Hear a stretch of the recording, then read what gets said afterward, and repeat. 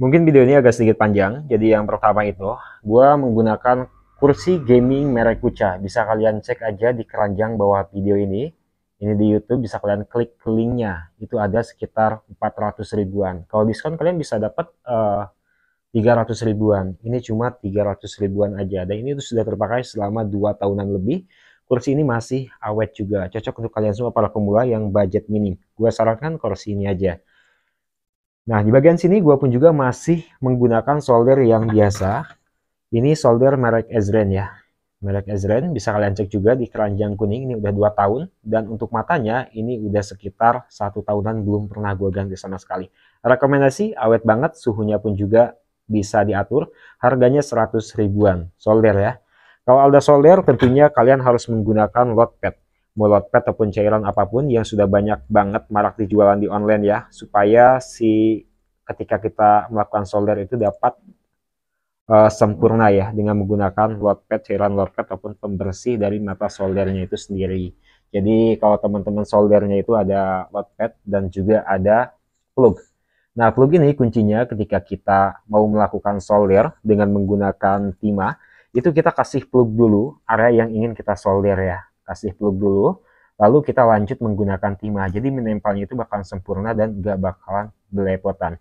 Ini juga sekaligus gue mengajarkan teman gue ini, jadi kalau kita menggunakan solder itu harus menggunakan lot pad seperti ini untuk membersihkan si bagian ujung kaki soldernya, dan untuk plug yang bagus berkualitas ini untuk menyetabilkan ataupun ketika kita melakukan solder itu dapat dia itu tidak belepotan, jadi hasilnya itu benar-benar maksimal. Nah, ini ada juga timah cair ya. Timah cair wajib dibeli juga untuk kalian para pemula. Ini harganya murah juga, cuma 20 ribuan. Ini cuma 30 ribuan untuk timah itu bervariasi. Gua menggunakan timah yang merek Paragon ya. 0, berapa? Ini gua lupa ya. 0,8 mili ya.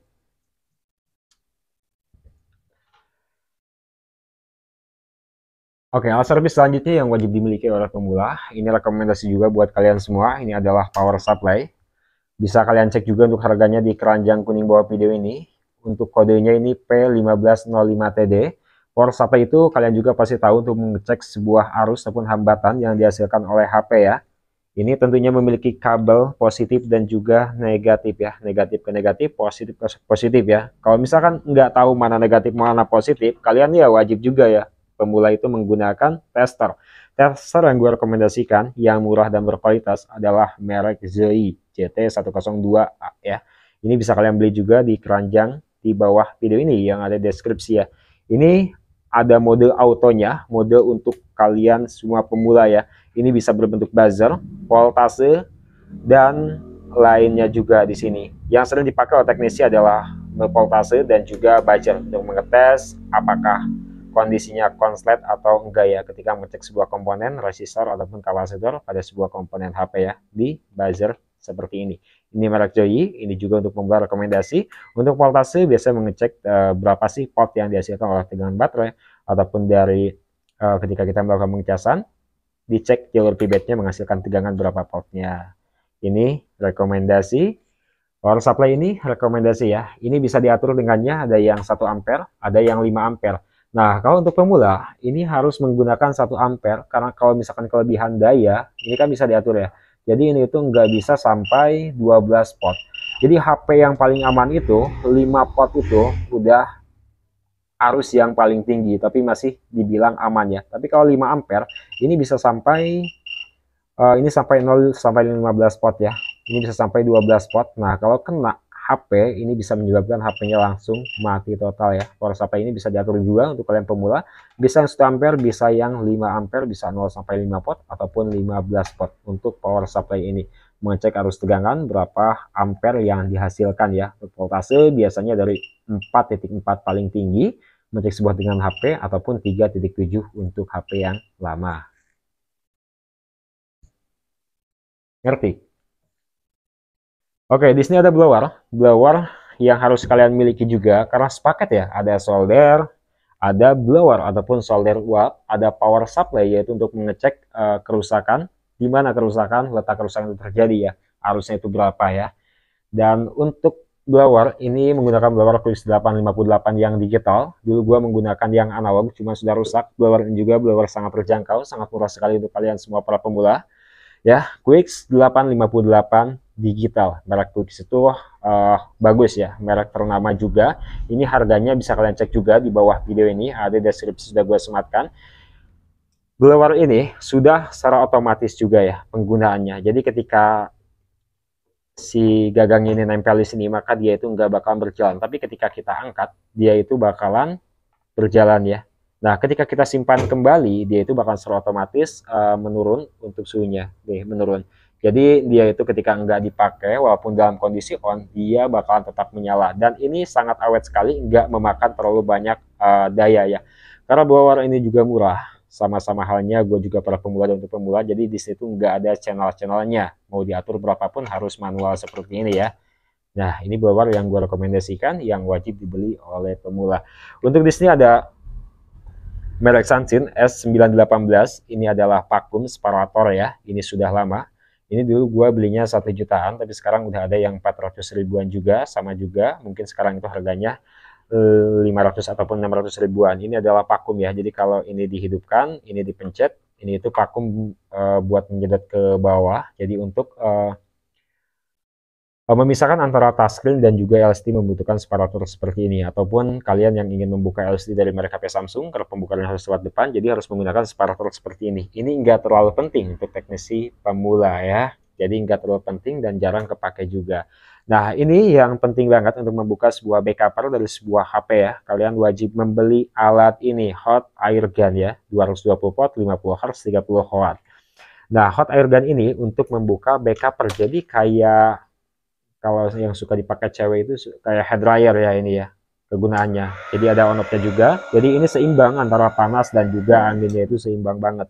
Jadi untuk kalian yang mau buka backuper, supaya lebih aman jangan menggunakan blower, tapi menggunakan hot air gun ini. Cuma harganya cuma 40 ribuan, bisa kalian cek juga deskripsi video ini. Nah, untuk mengecek biasanya pemula itu suka kurang paham ya, di mana sih letak kerusakan pada HP tersebut. Nah, ini dia ya, untuk letak kerusakan pada HP tersebut, kalian harus memiliki ini, charger yang ada skematika seperti ini, yang ada arusnya seperti ini, yang bisa kelihatan berapa ampere ataupun voltasenya seperti ini. Contohnya, misalkan kita cas aja sebuah HP ini, kalau misalkan nggak ada tegangan sama sekali di bagian sininya, itu menandakan HP ini kerusakannya itu ada pada komponen IC-nya, jadi nggak tersambung sama sekali. Coba bro, HP lu cek. Cek di sini, masukkan coba cas, jadi nanti itu bakal ada arus ampernya di bagian sini. Ini bisa juga untuk menganalisa sebuah kerusakan HP ya, jadi kalian wajib banget untuk pemula itu mengecek seperti ini. Nah kan kalau 9,9 ampere, walaupun nggak ada getaran pada HP, itu disebutnya itu normal ya, 9,9 ampere, itu sebutnya itu normal. Nah kita pindahkan ke yang paling cepat, ini dapat 1 ampere lebih seharusnya ya, kalau yang paling cepat di bagian sini. Nah, kalau misalkan di sini itu menunjukkan 5,5 ampere, 0,55 ampere, itu menandakan HP-nya itu bermasalah pada IC MC dan juga IC CPU-nya. Sering banget terjadi ya. Ini juga bisa disebut analisa. Kalau misalkan ampernya kurang, berarti ada masalah juga, ada dari IC-nya ataupun dari konektornya ataupun konsleting yang lainnya yang menyebabkan tegangan arusnya terlalu seimbang. Kan ada tuh pertanyaan dari konsumen, kok ini ngecasnya HP-nya lama? Kayak gitu, tinggal cek aja di sini apakah nyampe 1 ampere lebih ataukah tidak gitu ya kan. Kalau misalkan HP mati total, dicek di sini nggak ada arus sama sekali, berarti HP itu bisa menandakan IC-nya ya, karena di jalur konektor sudah terasa aman, karena melihat kronologi dari user juga nggak terjadi apa-apa gitu ya. Nah, ada juga di sini bagian Microsoft. Ini video ini durasinya cukup panjang karena ingin jelas sekali. Ini Microsoft ini untuk melihat alat yang kecil ya. Ini Microsoft ini 900 ribuan, tapi menurut gua sih yang budgetnya ada dikit, mendingan menggunakan Microsoft yang lonjor aja ya, yang panjang ya. Jangan menggunakan Microsoft ini karena kurang enak juga, tempatnya itu sempit juga. Tapi untuk melihat-lihat sedikit-sedikit itu lumayan worth it juga dan bagus juga ya. Ini. Ya kita setel di sini kelihatan ya. Ini tuh kelihatan. Jadi ketika kita habis mencetak ulang kakak IC ataupun mencetak IC itu kita bisa lihat apakah sudah rapi atau tidak. Ini yang gue gunakan seperti ini sih, tidak terlalu penting sih untuk kalian yang pemula. Untuk gue juga ini jarang kepake, lebih baik menggunakan Microsoft yang asli aja, yang panjang, yang Microsoft yang ini ya. Oke, jadi banyak banget barang-barang, tapi yang terlalu penting itu ya, ini kegunaannya untuk menjepit mesin dan lainnya juga. Jadi banyak, mungkin next part video berikutnya aja, ini juga banyak ya, bisa kalian lengkapi nantinya. Nanti gue siapkan di keranjang di bawah video ini.